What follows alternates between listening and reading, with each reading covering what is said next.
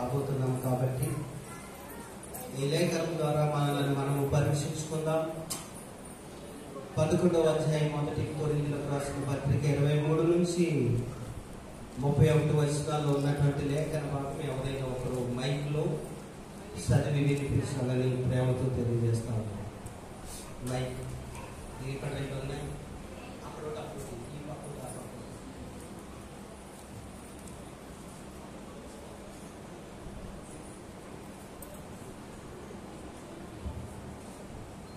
కొరింథీయులకు రాసిన మొదటి పత్రిక 11వ అధ్యాయము 23 నుండి 31 వచనాల్లో ఉన్నటువంటి లేఖన భాగాన్ని చదువుతూ ఉంటుండగా మీరు జాగ్రత్తగా ఆలకించాలని నేను మీకు ప్రేమతో తెలియజేస్తా ఉన్నాను.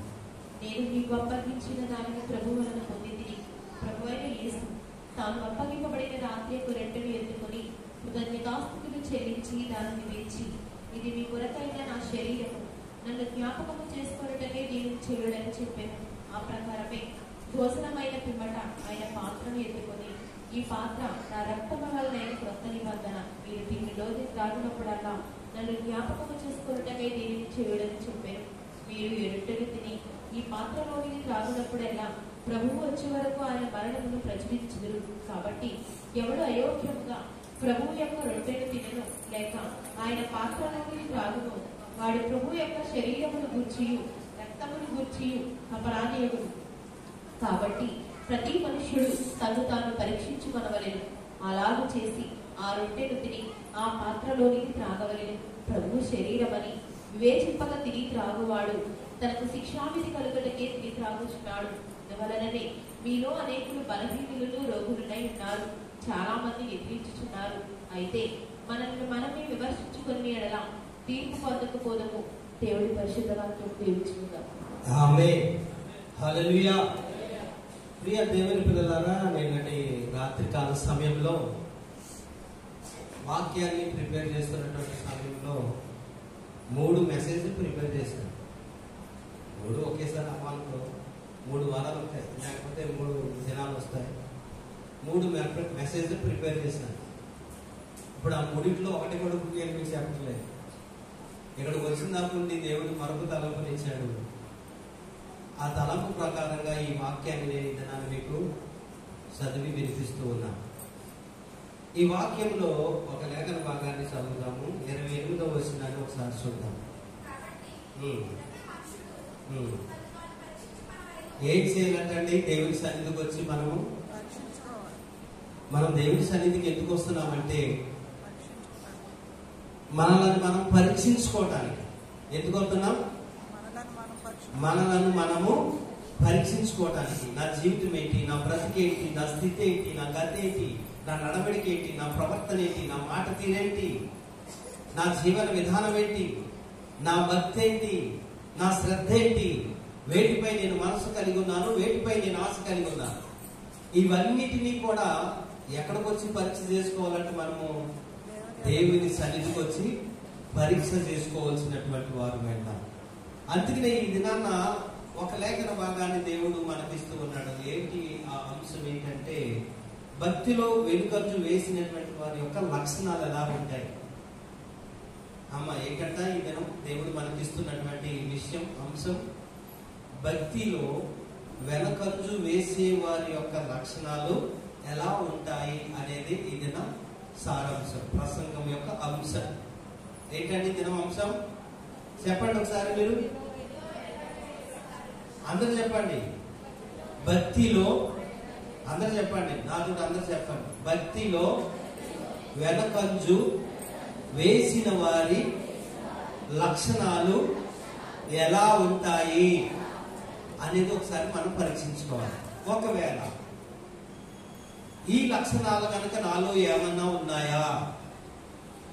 దేవుని సన్నిధికి వచ్చింది మనల్ని మనం పరీక్షించుకోవటానికి, దిక్కులు చూడటానికి, లేకపోతే అనాలోచితంగా ఉండటానికి, ఎక్కడుండి ఎక్కడెక్కడో ఆలోచన చేయటానికి, ఏదేదో చేయటానికి దేవుని సన్నిధికి మనం రాలేదు. ఎందుకు దేవుని సన్నిధికి మనం రావాలి అంటే మనల్ని మనము దేవుని సన్నిధిలో అప్పగించుకొని మనల్ని మనము పరీక్షించుకోవటం. క్రియ, మాట, నడవడిక, పని, భక్తి, దేని పట్ల మనం ఆసక్తి కలిగి ఉన్నామా? దేనికి మనం సమయాన్ని ఇస్తున్నాము? దేనితో మనం సమయాన్ని పొందుకుంటున్నాము? అసలు దేవునికి మన జీవితంలో ఏ స్థానం ఉంది? నా కొరకు ప్రాణం పెట్టిన నా యేసయ్యకు, నా కొరకు మృతి చెంది సమాధి చేయబడి 3వ దినాన మృత్యుంజయుడు ఎలేసి నా మరణాన్ని తొలగించిన నా యేసయ్యకు నా జీవితంలో నేను ఏ స్థానాన్ని ఇస్తున్నాను? భక్తి నాలో ఉందా? శ్రద్ధ నాలో ఉందా? దేవుని యందు భయభక్తులు, భక్తి శ్రద్ధలు నేను కలిగి ఉన్నానా? ఏ స్థితిని నేను కలిగి ఉన్నాను అనేది పరీక్షించుకోవటానికే మనం దేవుని సన్నిధికి వస్తున్నాము అన్న విషయాన్ని మీరు గుర్తుంచుకోవాలి. అందుకని ఇక్కడ అపోస్తుడైనటువంటి పౌలు ఈ పత్రికలో, ఈ కొరింథీయులకు రాసినటువంటి మొదటి పత్రికలో 28వ వచనంలో ఏమంటున్నాడు? కాబట్టి, అమ్మ వినండి, కాబట్టి అన్న దాంట్లో ఒకటి అర్థం ఉంది. కాబట్టి మీరెందుకు వస్తున్నారు? కాబట్టి మీరెందుకు ఇక్కడ కూర్చున్నారు? కాబట్టి మీరెందుకు ఆరాధిస్తున్నారు? కాబట్టి మీరెందుకు పాటలు పాడుతున్నారు? కాబట్టి మీరెందుకు ప్రార్థన చేస్తున్నారు? కాబట్టి మీరందరూ ఏం చేయాలంట? ప్రతి మనుషుడు తన్ను తాను ఏం చేసుకోవాలంట? దేవుని సన్నిధికి వచ్చి పరీక్షించుకొనవలేను. పరీక్షించుకోవాలి. 31వ వచనం కూడా చదవండి ఒకసారి. 31వ వచనం. అయితే మనలను మనమే విమర్శించుకుని నేడలా, లేకపోతే పరీక్షించుకుని నేడలా తీర్పు పొందకపోదుము. అంటే ఇక్కడ అర్థం ఏంటి? ప్రతి మనిషికి ఏముంది అమ్మ? ప్రతి మనుషునికి ఏముంది? తీర్పు అనేది ఒకటి ఉంది. తీర్పు అనేది ఒకటి ఉంది ప్రతి ఒక్కరికి. స్త్రీ అయినా పురుషుడైనా, విశ్వాస అయినా అవిశ్వాస అయినా, దేవుని కుమారుడైనా అన్యుడైనా, ఎవరికైనా కూడా ఏముందంట? తీర్పు అనేది ఒకటి ఉంది. ఈ తీర్పులోనికి మీరు వస్తారా, లేకపోతే తీర్పును తప్పించుకునే స్థితిలో మీరు ఉన్నారా? ఎలా ఉంది మీ జీవితం అనేది పరీక్షించుకోనుటకు, విమర్శ చేసుకోవడానికి దేవుని సన్నిధికి మనము రావాలి. మనలను మనం సరి చేసుకోవడానికి, మనలను మనం సరి చేసుకోవడానికి దేవుని సన్నిధికి రావాలి. అంతేగాని ఎందుకో వచ్చాము. ఆచార భక్తి కొంతమందికి ఉంటుంది, సంప్రదాయ భక్తి కొంతమందికి ఉంటుంది. వారెవరంటే సంప్రదాయ క్రైస్తవులు, ఆచార క్రైస్తవులు.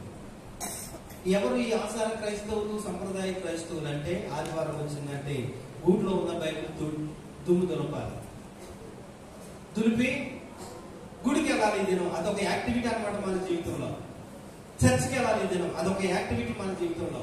కాబట్టి ఆదివారం చర్చికి వెళ్ళాలి. దీన్ని ఏమంటారు తెలుసా? ఏమంటారు దీన్ని? సంప్రదాయము, లేకపోతే ఏమంటారు? ఆచార భక్తి అని అంటారు. ఎప్పుడు వస్తాడు బైబిల్ గుర్తుకి? ఎప్పుడు వస్తాడు దేవుడు గుర్తుకి? ఆదివారం వచ్చినప్పుడు మాత్రమే. మరొక దినం, మిగిలిన దినాలు దేవుడు గుర్తుకు రాడు, దేవుని సన్నిధి గుర్తుకు రాదు, దేవుని ప్రార్థించడం గుర్తుకు రాదు, దేవుని సన్నిధికి వెళ్ళి ఆయన ఆరాధించడం కూడా మనకు గుర్తుకు రాదు. ఎప్పుడు గుర్తొస్తుంది? కేవలము ఆదివారం మాత్రమే కొంతమందికి గుర్తొస్తారు దేవుని సన్నిధి. అది ఎటువంటి భక్తి అంటే ఇది ఆచారముతో కూడినటువంటి భక్తి, సంప్రదాయముతో కూడినటువంటి భక్తి. నిజమైనటువంటి క్రైస్తవుడు, క్రైస్తవురాలు ప్రతిరోజు క్రైస్తవునిగా, క్రైస్తవురాలుగా జీవిస్తారు. ప్రతిరోజు దేవునికి సమయాన్ని కేటాయిస్తారు. ప్రతిరోజు దేవుని సన్నిధిలో వారు గడుపుతారు. వారు నిజమైనటువంటి క్రైస్తవులు.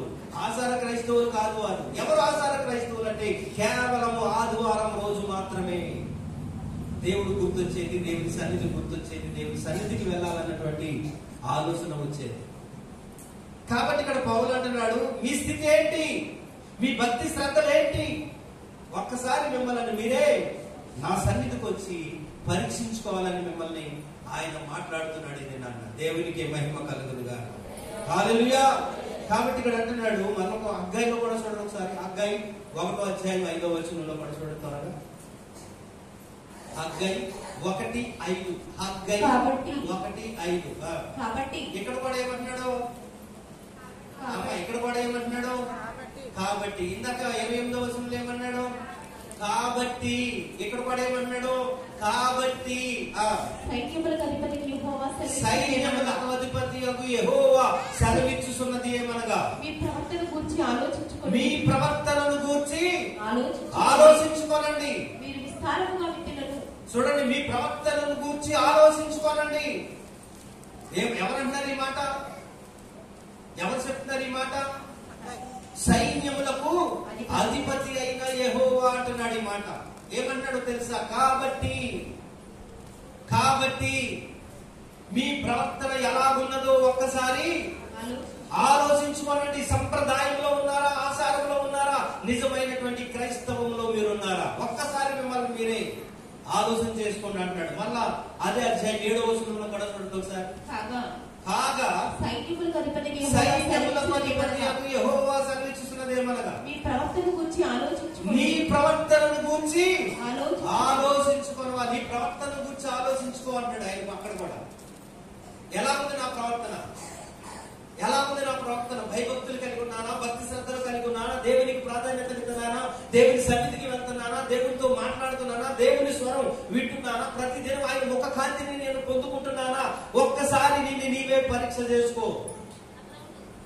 మన దేవుడు ఏ దేవుడు అండి? మాట్లాడే దేవుడు. ఏ దేవుడు మన దేవుడు? మన దేవుడుకున్న పేరు మాట్లాడే దేవుడు, చూస్తున్న దేవుడు. ఒక ఆమె పేరు పెట్టింది ఆయన చూస్తున్న దేవుడు అని. ఎవరు పెట్టారు? అమ్మ ఎవరు పెట్టారు? ఆగరు గారు పెట్టారు. నువ్వు చూస్తున్న దేవుడు అయ్యా, నువ్వు మాట్లాడే దేవుడు అయ్యా అని పేరు పెట్టారు. మన దేవుడు మాట్లాడే దేవుడు, చూస్తున్న దేవుడు.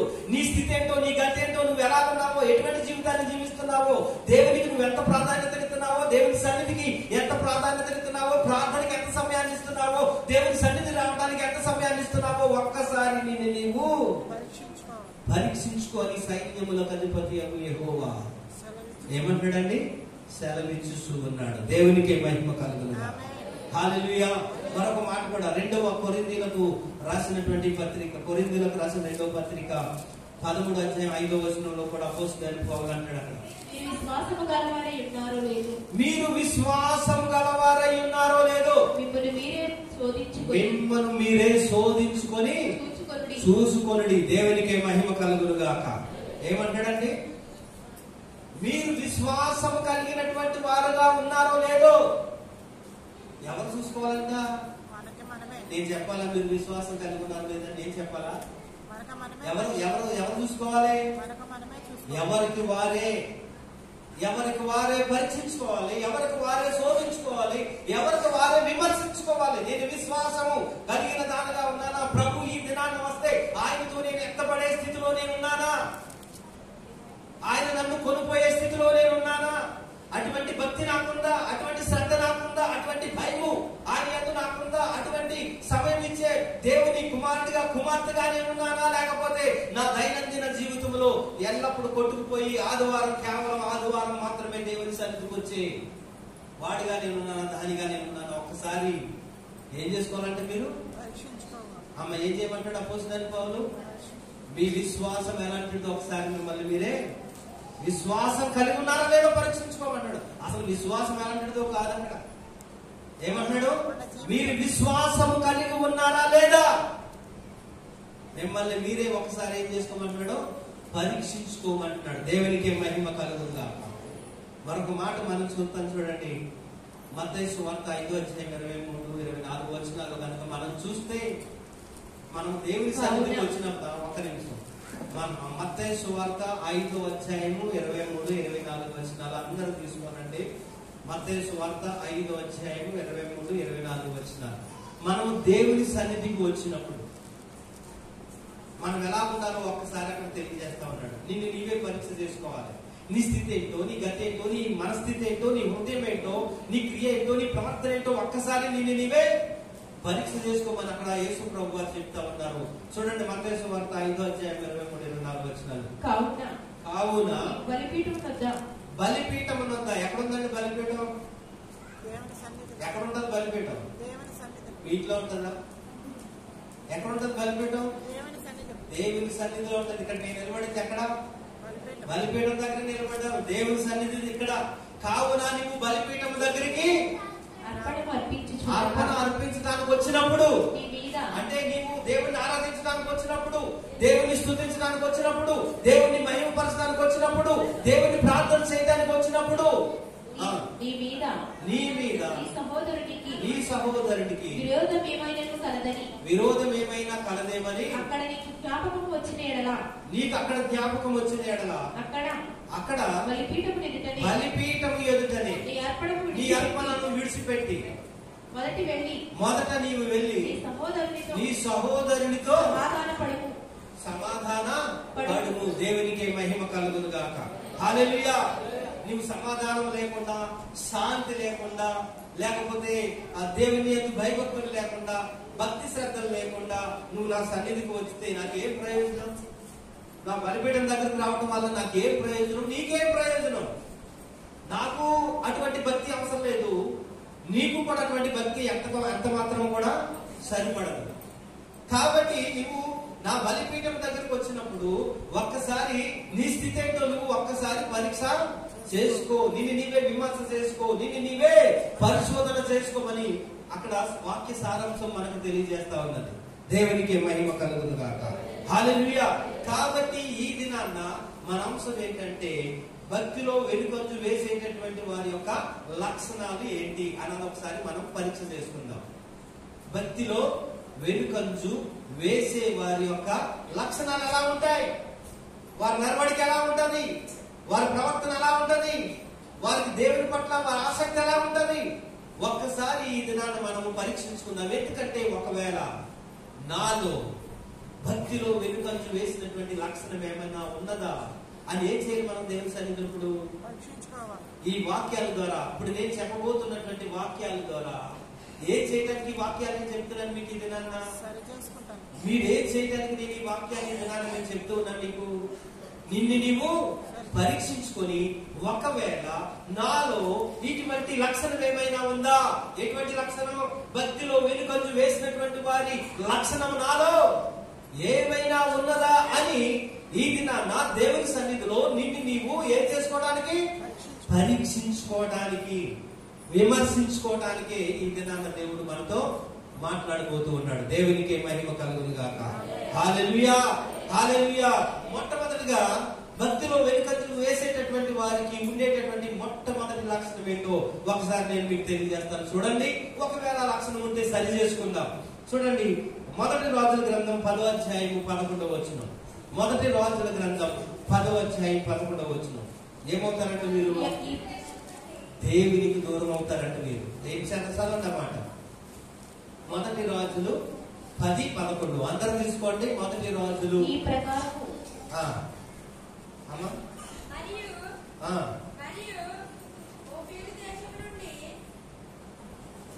మొదటి రాజులు 10:11 చదవండి ఎవరు?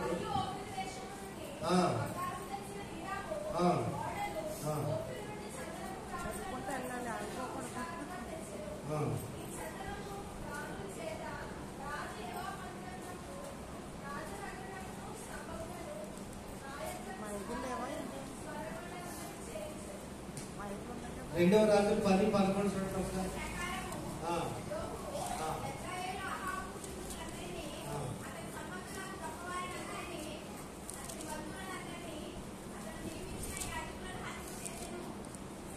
దేవునికి మహిమ కలుగును గాక. హల్లెలూయా.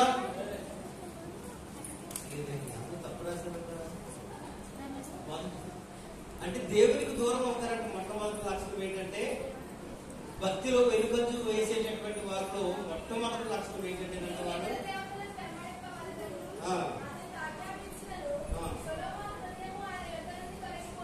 సొలొమోను హృదయము ఎవరి యొద్ద నుంచి తొలగిపోయిందంటే అమ్మాయి ఎవరి యొద్ద నుంచి?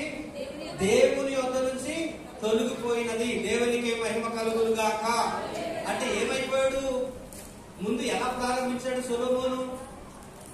అమ్మ ఎలా ప్రారంభించాడు? ముందు ఎంతో భయంతో భక్తితో 12 సంవత్సరాల వయసులో రాజయ్యి ప్రజలందరినీ సమకూర్చి దేవుని సన్నిధికి తీసుకొచ్చి బలులు అర్పణలు అర్పించి ప్రజలందరినీ కూడా దేవుని సన్నిధికి నడిపించి ఆ దేవుని మహిమపరిచినటువంటి, ప్రార్థించి దేవుని శక్తిని పొందుకున్నటువంటి, ప్రార్థించి దేవుని యొక్క మహిమను దేవాలయం మీద దింపినటువంటి వ్యక్తిగా ఉంటూ ఆ దేవుని చేత అపారమైనటువంటి జ్ఞానము పొందుకున్నటువంటి వాడైనటువంటి సొలొమోను ఇప్పుడు ఏమైపోయాడంట? అమ్మ చెప్పండి, ఏమైపోయాడు? ఇప్పుడు దేవునికి దూరం అయిపోయాడు, దేవునికి దూరం అయిపోయాడు. మొదట మీ భక్తి గొప్పగా ఉండవచ్చు. మీరు బాప్తిసం తీసుకున్నటువంటి తొలి దినాల్లో మీరు దేవుని యందు భయము భక్తి గొప్పగా ఉండవచ్చు. ఎంతో శ్రద్ధతో దేవుని ఆరాధించవచ్చు. ఎంతో భయముతో దేవుని మీరు ఆరాధించినటువంటి వారుగా ఉండవచ్చు. కానీ రాను రాను రాను మీ జీవితం ఏమైపోయింది? సొలొమోను జీవితం లాగా కొంతమంది జీవితాలు ఏమైపోతాయంట? చెప్పండి, ఏమైపోతాయి? దేవునికి దూరం అయిపోతాయి. దేవుని సన్నిధికి రాలేదు. మీరు బాప్తిసం పొందినటువంటి తొలి దినాల్లో, నమ్మినటువంటి తొలి దినాల్లో, రక్షణ పొందినటువంటి తొలి దినాల్లో ఉన్నటువంటి ఆ భయము, ఉన్నటువంటి ఆ భక్తి, ఉన్నటువంటి ఆ శ్రద్ధ, దేవుని యందు ఉన్నటువంటి ఆ శ్రద్ధ రాను రాను కొంతమందికి ఏమైపోతుందంట? చెప్పండి, ఏమైపోతుంది? పోతుంది. దేవునికి వారు దూరం అయిపోతా ఉన్నారు. ఒకవేళ మనము దేవునికి దూరం అయిపోయినటువంటి వారుగా ఉన్నామేమో ఒకసారి ఆలోచించి. ఎప్పుడు దూరం అవుతామో తెలుసా? ఆచార భక్తిని, సంప్రదాయ భక్తి మనం చేసినప్పుడు దేవునికి దూరం అవుతాం. ఎప్పుడండి? ఆచార భక్తిని, సంప్రదాయ భక్తి కనుక మనం చేస్తే దేవునికి దూరం అవుతాం. ఆచార భక్తి, సంప్రదాయ భక్తి అంటే కేవలం ఒక్కరోజు మాత్రమే. ఆ ఒక్కరోజు మాత్రమే నేను క్రైస్తవురాలని గుర్తు వస్తాదేమో, అది కూడా గుర్తు రాదు. కానీ ఏం గుర్తొస్తుంది అంటే గుడికి వెళ్ళాలని మాత్రమే గుర్తొస్తుంది. నేను క్రైస్తవురాలని కూడా గుర్తు రాదు కొంతమందికి. ఏం గుర్తొస్తుంది? ఆదివారం కాబట్టి అది వాడుక అనమాట. ఆదివారం కాబట్టి ఏం చేయాలి? మనము గుడికి వెళ్ళాలంతే. కానీ భక్తితోనూ శ్రద్ధతోనూ కాదు. భక్తితోనూ శ్రద్ధతోనూ వస్తాయి. ఎలా వస్తాం చెప్పండి దేవుని సన్నిధికి? చెప్పండి, ఎలా వస్తాం? 10 గంటలంటే 10 గంటలకు ముందే వచ్చి మనం దేవుని సన్నిధిలో మోకరిస్తాం. 10 అంటే 10 గంటల ముందే మనం దేవుని సన్నిధికి వచ్చి మోకరిస్తాం. ఎందుకంటే నా దేవుని కన్ను దృష్టిలో నేను ఉండాలి. నా దేవుని కన్ను దృష్టి నా పైన ఉండాలి. దేవుడు నన్ను దృష్టించాలి. దేవుడు నన్ను గైకొనాలి. నా ప్రార్థన వినాలి. నాకు సహాయం చేయాలి. నన్ను ఆదుకోవాలని చెప్పేసి ఏం చేస్తారు? 10 గంటలంటే 10 గంటల ముందే వచ్చి దేవుని సన్నిధిలో మోకరించి ప్రార్థన చేస్తారు. కొంతమంది పరిచర్య చేస్తారు. కొంతమంది ఏ పని ఉంటే ఆ పని చేస్తారు. ఓడ్చడం కానీ, క్లీన్ చేయటం కానీ, మ్యాట్ వేయటం కానీ, కుర్చీలు వేయటం కానీ, ఇటువంటి పని చేస్తారు. ఎప్పుడొచ్చి? 11 గంటలకు వచ్చి కదా. ఆరాధన 10 గంటలు అంటే 11 గంటలకు వచ్చి అన్ని చేస్తారు కదమ్మా, అవునా? ఎన్ని గంటలకు వచ్చి చేస్తారో? నిజమైన భక్తి, నిజమైన శ్రద్ధ కలిగిన వారు ఎన్ని గంటలకు వస్తారు? 10 గంటలు అంటే ఆరాధనకు ఎన్ని గంటలకు వస్తారమ్మా? చెప్పండి, ఎన్ని గంటలకు వస్తారు? 11 గంటలకు వస్తారు కదా. అది నిజమైనటువంటి భక్తి, అది నిజమైనటువంటి శ్రద్ధ దేవుని యందు మనకి కదా. ఆచారము సంప్రదాయం కలిగిన వారే అలా చేస్తారు. ఎలాగా? 10 అంటే 11కి, 10:30కి, 10:10కి, 10:30కి, 11 గంటలకి ఇలా వస్తూనే ఉంటారు. వాళ్ళకి ఒక ఆచారం వెళ్ళాలంతే. ఈ రోజు ఆదివారం వెళ్ళాలంతే. అంతేగాని నిజమైనటువంటి భక్తి అయితే వారిలో లేదు. నిజమైనటువంటి భక్తి ఉన్న వాళ్ళు ఏం చేస్తారో తెలుసా? సమయం అంటే సమయానికి ముందు వచ్చి దేవుణ్ణి ప్రార్థన చేస్తారు. అది నిజమైనటువంటి భక్తి. ఇంకా ఏం చేస్తారు? ఒక ఆదివారమే కాదు, ఏ రోజు ప్రార్థన కూడుకుందంటే ఆ రోజు వారు తప్పనిసరిగా ఎక్కడ వస్తారో? దేవుని సన్నిధికి వస్తారు. ఏ రోజు ప్రార్థన ఉందంటే ఆ రోజు దేవుని సన్నిధికి వస్తారు. తప్పనిసరి తప్పకుండా వస్తారు. ఎవరు? నిజమైన భయము భక్తి కలిగినటువంటి వారు, నిజమైనటువంటి క్రైస్తవ జీవితాన్ని జీవించేటటువంటి వారు. అది వచ్చేది ఎన్ని గంటలు వస్తారు? ప్రార్థన 7 గంటల కంటే 7 గంటలకు రారు. 7 గంటల కంటే ముందే వస్తారు. ప్రార్థన 11 గంటలు అంటే 11కు రారు. 10 గంటలు 10 ముందే వస్తారు. 11 ముందే వస్తారు. అది నిజమైనటువంటి భయము భక్తి శ్రద్ధలు కలిగినటువంటి వారు. కానీ దేవుళ్ళు వెనుకంజ వేసేటటువంటి వారి లక్షణాలు ఎలా ఉంటాయంటే, మొట్టమొదటిగా ఏమవుతుంది? మొదట ప్రారంభం బాగానే ఉంటుంది, చివరికి వచ్చేసరికి ఏమవుతుంది? దేవునికి దూరంగా వెళ్ళిపోతున్నాం. దేవునికి దూరంగా వెళ్ళిపోతున్నాం. సొలొమోను జీవితం మొదట ప్రారంభం బాగానే ఉంది, కానీ చివరికి వచ్చేసరికి ఏమైపోయాడు? దేవునికి దూరంగా జరిగిపోయాడు. దేవునికి దూరంగా అయిపోయాడు. మరి నీ జీవితం ఎలా ఉందో ఒకసారి పరీక్షించుకో. నీ జీవితం దేవునికి దగ్గరగా ఉందా? నీ జీవితం దేవునికి దూరంగా ఉందా? నీ జీవితం దేవునికి అంగీకార యోగ్యంగా ఉందా, లేకపోతే లోకానికి అంగీకారంగా ఉందా నీ జీవితం? ఒక్కసారి ఆలోచన చేసుకో. నిన్ను చూసి సాతాను సంతోషిస్తున్నాడా? నిన్ను చూసి దేవుడు సంతోషిస్తున్నాడా? నిన్ను చూసి దేవుడు సంతోషించాలంటే దేవునికి నమ్మకంగా నువ్వు జీవించాలి. నిజమైన క్రైస్తవుడుగా, క్రైస్తవురాలుగా నువ్వు జీవించాలి. ప్రతి ప్రార్థన కూడికి రావాలి, ప్రార్థనకు సమయాన్ని ఇవ్వాలి, దేవునితో గడపాలి, దేవునితో మాట్లాడాలి. అది నిన్ను చూసినప్పుడు దేవుడు సంతోషిస్తాడు, ఆనందిస్తాడు. లేకపోతే మరొకడు ఆనందిస్తాడు, మరొకటి సంతోషిస్తాడు. ఎవడో సాతాను. బాగా అయింది, నువ్వు ఇలాగే ఉంటావు, ఇది మంచిగా ఇంట్లోనే పడుకో, నువ్వు ఎక్కడికి వెళ్ళకు, మంచిగా నిద్రపో, హాయిగా రెస్ట్ తీసుకో, కునుకుపాటు ఎంతైనా తెచ్చుకో, నీ కట్టికి కునుకుపాటు తెచ్చుకో, సోమరిపోతులకు పడి దొల్లు, నీ సంసారం వల్ల, నీ ఇల్లు వల్ల, నీ ఒడ్డుకులు అంతా అలా చేసుకో, నాకు అదే కావాలంటాడు. ఎవడో సాతాను. కానీ దేవుడు అంటాడు, అమ్మ నా సన్నిధికి రా, నువ్వు దీవింపబడతావు, నా సన్నిధికి రా, నువ్వు స్వస్థత పొందుతావు, నా సన్నిధికి రా, నీ అవసరం తీరుతుంది, నన్ను అడుగు నేను నీకు ఇస్తాను, నన్ను వెతుకు నేను నీకు దొరుకుతాను, నన్ను తట్టు నేను నీకు తీస్తానని ఆయన ఏంటంటే ఒకడున్నాడు, మరొకడు వాడేమంటాడు, నువ్వు దొరుకు బాగా మంచం మీద పడుతుంది, మంచిగా టీవీ చూసుకుంటా కూర్చో, సెల్ ఫోన్ ముసలు పెట్టుకుంటా కూర్చో, ముసలో పెట్టుకుంటా కూర్చో, ఈ రోజు ప్రార్థన గుడి కదా ఎక్కకో, ఇక్కడే కూర్చో, ఇలాగే పడుకో అంటా ఉంటాడు వాడు. మరి నువ్వెవరికి సంతోషపెడుతున్నావో ఒకసారి నీవే పరీక్షించుకోవాలి. దేవుడికి సంతోషపడుతున్నావా, సాతాన్ని సంతోషపరుస్తున్నావా?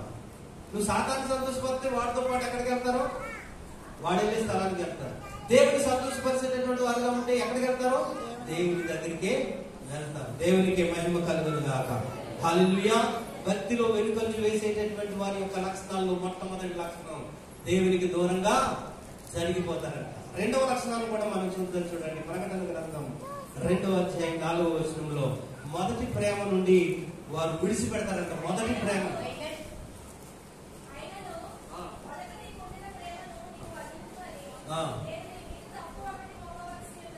ఎవరంటున్నారండి ఈ మాట?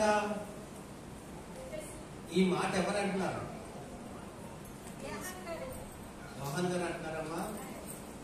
ఎవరంటున్నారు? ప్రభు అయిన యేసు మాట్లాడుతున్నటువంటి మాటలమ్మా. యోహాన్ గారు తప్పు మోపడు. మోపే ఆయన ఒక ఆయన ఉన్నాడు, తీర్పు తీర్చి ఆయన ఒక ఆయన ఉన్నాడు. ఆయన అంటున్నటువంటి మాటలు ఆయన ఎవరైనా ప్రభు అయినా యేసు క్రీస్తు అనేమంటాడో తెలుసా? మొదట నీకుండినటువంటి ప్రేమను నువ్వు విదిలిందువని నీ మీద నేను తప్పు ఒకటి మోపవలసి ఉన్నది. దేవునికి మహిమ కలుగును గాక. ఈ మాట నిన్ను నన్ను అంటున్నాడేమో ఒకసారి ఆలోచన చేసుకో. ఈ మాట నిన్ను నన్ను ఆయన అంటున్నాడేమో ఒకసారి నిన్ను నీవు ఆలోచన చేసుకో. ఎందుకు అంటున్నాడు ఆ మాట? నన్ను యేసయ్య నా మీద తప్పు ఎందుకు మోపుతానని అంటున్నాడు. నా జీవితంలో ఏంటి లోపం? నా జీవితంలో, నా కుటుంబంలో ఏంటి లోపం? నేను ఎలా ఉన్నాను? నా స్థితి ఏంటి? దేవుని ఎదుట నా జీవితం ఏంటి అన్నది ఒక్కసారి మనల్ని మనం ఏం చేసుకోవడానికి, పరీక్ష చేసుకోవడానికి ఈ సమయంలో ఈ మాటలు నేను మీకు తెలియజేస్తున్నాను. ఎఫెసీ సంఘం మొదట బాగానే ఉందంట. ఎఫెసీ సంఘం మొదట బాగానే ఉందంట. దేవుని ఎదుట అంత బాగానే ఉంది, అన్ని బాగానే ఉన్నాయి. ఇంకా సంఘం గురించి చదివితే నీ క్రియలు నేను ఎరుగుదును, నీ ప్రవర్తన నేను ఎరుగుదును, నీ అన్ని అంటాడు అక్కడ. అన్ని కూడా ఇవన్నీ నేను ఎరుగుదును, అవన్నిటిలో బాగా ఉన్నావని నాకు తెలుసు. కానీ ఒకటి మాత్రం నీలో పొదువ నాకు కనబడుతుంది. ఆ మాట మొదటి నుంచి చదవండి. ఎఫెసీ సంఘం గురించి మైక్ తీసుకమ్మను. ఎఫెసీలో ఉన్న సంఘపు దూతకు ఇలాగు వ్రాయుము, 7 నక్షత్రములు తన కుడి చేత పట్టుకొని 7 దీపస్తంభముల మధ్య సంచరించి వాడు చెప్పు సంగతులు ఏమనగా, నీ క్రియలను, నీ కష్టమును, నీ సహనమును నేను ఎరుగుదును. ఇప్పుడు మీరు ఆగండి. ఇందాక ఈ మాట ఎవరన్నారంటే ఏమన్నారు? యోహాన్ గారు అన్నారు కదా. యోహాన్ గారు 7 నక్షత్రాలు 7 పట్టుకుని ఉన్నాడా? ఎవరంటారు ఈ మాట? 7 నక్షత్రములు తన కుడి చేత పట్టుకొని 7 దీపపు స్తంభముల మధ్య సంచరించుచున్నవాడు చెప్పు సంగతులు ఏమనగా, నీ క్రియలు, నీ కష్టములు, నీ సహనమును నేను ఎరుగుదును. నీ జీవితం అంతా నేను ఎరుగుదును, నీ ప్రవర్తన అంతా నేను ఎరుగుదును, నీ సంగతులన్నీ నాకు తెలుసు. అయితే నీవు దుష్టులను సహింపవలెననియు, నువ్వు దుష్టులను సహింపలేవు నాకు తెలుసు. అపోస్తలులు కాకయే, నువ్వు అపోస్తలులు కాకయే, తాము అపోస్తలులను చెప్పుకొని వారిని పరీక్షించి వారు అబద్ధికులని నీవు కనుగొట్టువని నాకు తెలుసు. నీవు సహనము కలిగి నా నిమిత్తము భారము భరించి నా నామము నిమిత్తము భారము భరించి అలయలేదని నేనెరుగుదును. అయినను మొదట నీకుండిన ప్రేమను అమ్మ వింటున్నారు ఈ మాట? మీకు ఎంత భయంకరంగా ఉంటుందో ఒకసారి. ఈ సంఘం ఎటువంటి సంఘం అంట? ఈ ఒక వ్యక్తితో పోల్చుకుందాం మనం. అది నాతోనే అంటున్నాడని మనం అనుకుందాం, అది నీతోనే మాట్లాడుతున్నాడని నువ్వు అనుకో. ఏమంటాడు? నీ క్రియలు నేను ఎరుగుతున్నా అంటే ఆయన నిన్ను చూడకుండా ఒక క్షణం కూడా ఆయన ఉండడు. ప్రతి క్షణం నిన్ను చూస్తున్నాడు. నీ క్రియలు, నీ ప్రవర్తన, నీ మాట తీరు, నీ నడవడిక అంతా కూడా నేను చూస్తున్నాను. అవన్నీ నాకు తెలుసు. నువ్వు అలయలేదని, నువ్వు అదే అపోస్తులు కాకయ్య అపోస్తులు అని చెప్పుకొస్తున్నటువంటి వారిని నువ్వు పరీక్షించి వారు అపోస్తులు కాదని నువ్వు ఎరిగితమని, నువ్వు వారిని ద్వేషించమని నాకు అన్ని తెలుసు. అయినప్పటికీ కూడా, ఇన్ని చేస్తున్నప్పటికీ కూడా, ఇన్ని చెందుతున్నప్పటికీ కూడా, నీలో ఇన్ని మంచి లక్షణాలు ఉన్నప్పటికీ కూడా నీలో ఒక తప్పు నాకు కనబడుతుంది. ఏంటి ఆ తప్పు? చెప్పండి, ఏంటి ఆ తప్పు? మొదట నీకున్న ప్రేమను నీవు వదిలితువని నేను నీ మీద తప్పు ఒకటి మోపవలసి ఉన్నది. దేవునికే మహిమ కలుగును. ఒక్కసారి మిమ్మల్ని మీరు పరీక్ష చేసుకోండి. ఈ మాట దేవుడు నన్ను అంటున్నాడా? ఈ మాట దేవుడు నన్ను అంటున్నాడా? నన్నే కనుక చూస్తున్నాడు నా దేవుడు, నా ఎదుటి నిలబడ్డాడు నా దేవుడు, నా జీవితం అంతా పరీక్షించి నాతో ఇప్పుడు అంటున్నాడు నా దేవుడు. అంతా నన్ను చూస్తున్నాడు, అంతా బాగానే ఉంది. కానీ ఇప్పుడు ఏం లేదంటే నాలో ఏం లేదంటే నాలో దేవుని యందు ప్రేమ నాకు లేదు, దేవుని యందు భక్తి నాకు లేదు, దేవుని యందు శ్రద్ధ నాకు లేదు. దేవుని సన్నిధికి వెళ్ళి ఆయనను ప్రార్థించే సమయం నేను ఆయనకి ఇవ్వలేకపోతున్నాను. ప్రార్థన కూటంలో పాలిభాగస్తులుగా కాలేకపోతున్నాను. ఆయన బలిపీఠం ఎదుటికి నేను వెళ్ళలేకపోతున్నాను. ఇది నాలో లోపం ఉంది. దేవుడు నన్ను ఈ దినాన్ని పరీక్షిస్తున్నాడు, నాతో మాట్లాడుతున్నాడు. అయినను నీ మీద తప్పు ఒకటి నేను మోపవలసి ఉన్నది. మొదట ప్రేమ నీవు వదిలితవని నేను నీ మీద తప్పు మోపుతున్నాను అంటున్నాడు. దేవునికి మహిమ కలుగును గాక. హల్లెలూయా. ఎలా ఉంది నీ దేవుని యందు నీ జీవితం? ఎలా ఉంది నీ ప్రవర్తన? దేవుని యందు భయం కలిగి ఉన్నావా? భక్తి కలిగి ఉన్నావా? భయం, భక్తి, శ్రద్ధ కలిగి దేవుడిని ప్రేమించేవారైతే దేవుని సన్నిధికి మానక వస్తారు. మానక వస్తారు.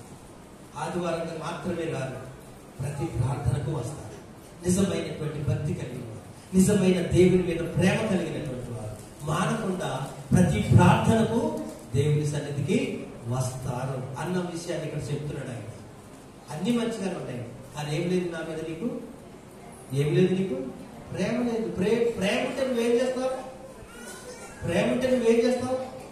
నా సన్నిధికి వస్తావు, నన్ను ఆరాధిస్తావు, నన్ను ప్రార్థిస్తావు, నా యొక్క పొందుకొని వెళ్తావు, నన్ను గోచాడతావు, నాకు మొరపెడతావు. నా నుంచి నేను నీకు ఇచ్చేటటువంటి వాడిగా నేను ఉన్నాను, నా నుంచి పొందుకొని వెళ్తావు. కానీ నీకేం లేదు? నా యొక్క ప్రేమే నీకు లేదు. ఏ ప్రయోజనం అంటున్నాడు ఆయన. అన్ని ఉన్నా కూడా ప్రేమ లేకపోతే, దేవుని సన్నిధికి రాకపోతే, దేవునికి సమయం ఇవ్వకపోతే, ప్రార్థన కూడికకు రాకుండా మనం ఇళ్లలోనే సోమరులాగా పడుకుంటుంటే ఎటువంటి ప్రయోజనము లేదు. అన్ని ఉన్నా ఇది మాత్రం లోటు ఉంది, ఇది లోటు ఉంటే అన్ని కూడా పోయినట్టే. నువ్వు 10 మెట్లు ఎక్కావు, 11వ మెట్టు ఎక్కాలి, 11వ మెట్టు జారిపోయావు. ఇప్పుడు ఎక్కడికి వస్తావు? ఆమె ఎక్కడికి వస్తావు?